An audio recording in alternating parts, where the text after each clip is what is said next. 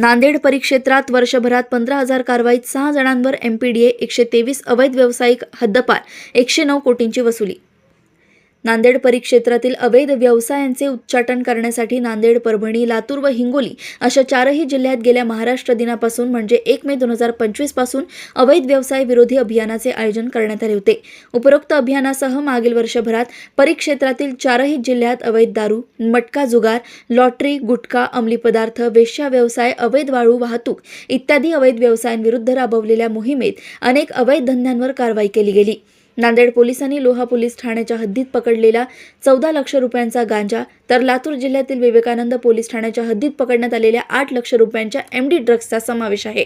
123 अवैध व्यावसायिक हद्दपार तर 6 जण MPDA अन्वये स्थानबद्ध।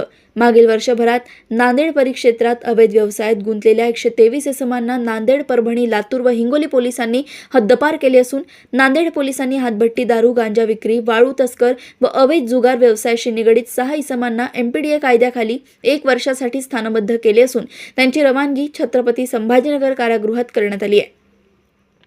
परभणी जिल्ह्यातील कोतवाली पोलीस ठाण्याच्या हद्दीत 13 लाख रुपयांचा तर लातूर जिल्ह्यातील निलंगा पोलीस ठाण्याच्या हद्दीत 8 लाख रुपयांचा गुटखा पकडून आपल्या कारवाईस प्रारंभ केलाय। नांदेड येथून सहसंपादक रणजित मस्के यांची रिपोर्ट।